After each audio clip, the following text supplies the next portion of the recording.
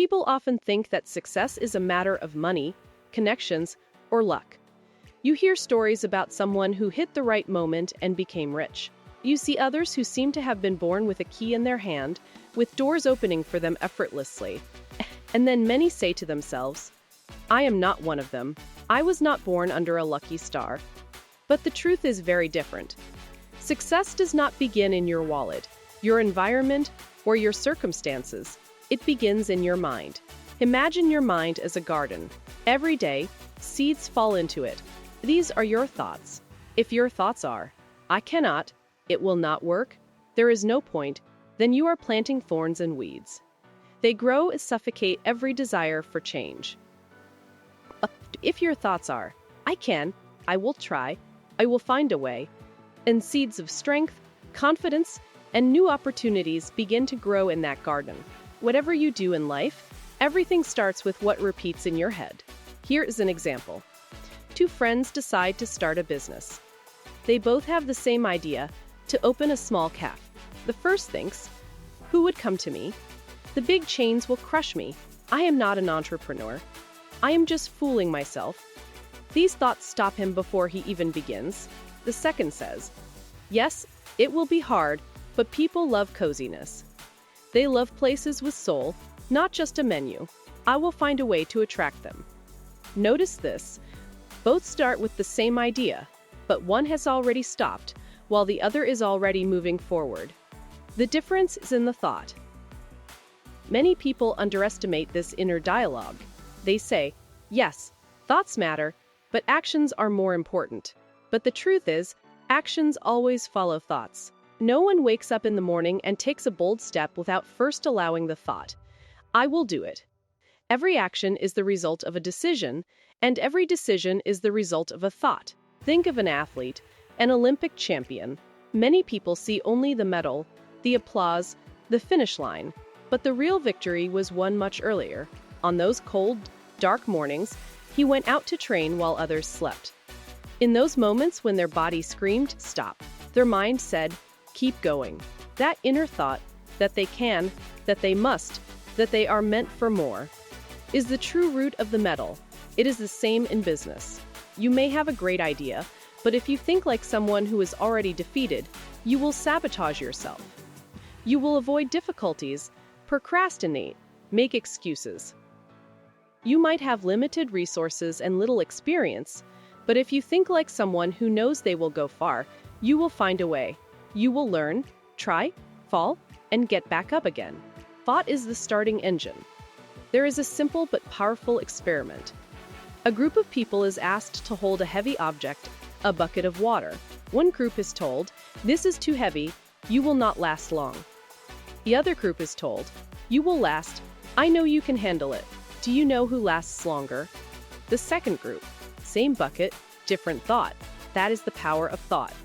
It can extend the strength of a muscle, raise the pain threshold, and open paths where others see walls. Now, I want you to ask yourself one question.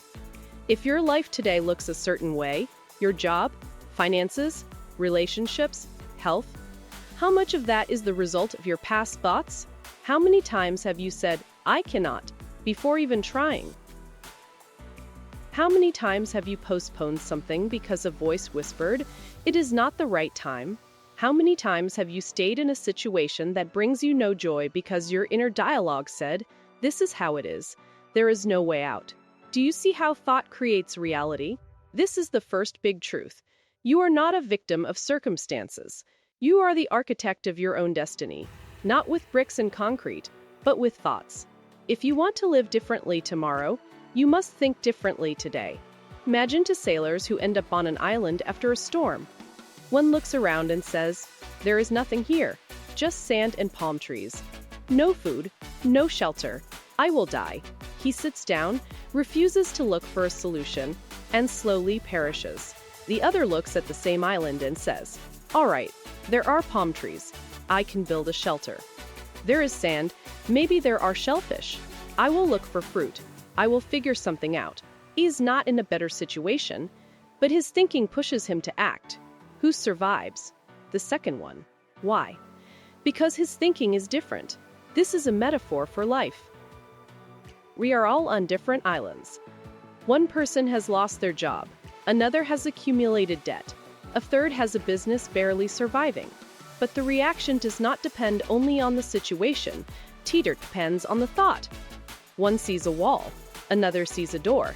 So if you want real change, start not with the outside, but with the inside.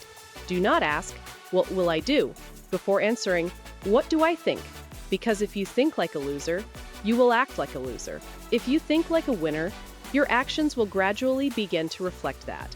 You will hear people say, "I'm just being realistic. I do not want to fool myself." But let me tell you, so-called realism is often a mask for fear. True realism is seeing the situation, but choosing a thought that gives you strength rather than paralyzes you. If you are in difficulty and think there is no way out, that is not realism. That is surrender. Realism is, yes, it is hard, but I will find a solution. Let us go back to business. How many people have started companies in basements, garages, tiny rooms, with no money and no team? Millions. Most of them failed. But those who thought the right way kept trying again and again. Today, we call them visionaries. But before they had a vision for the world, they had a vision in their mind. That is the first victory, the mental one. Now I want to give you a practical exercise.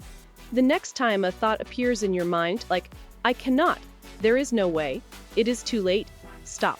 Ask yourself, who gave me this thought? Is it really fact or just fear? Then replace it. Tell yourself, "I will try. I will find a way.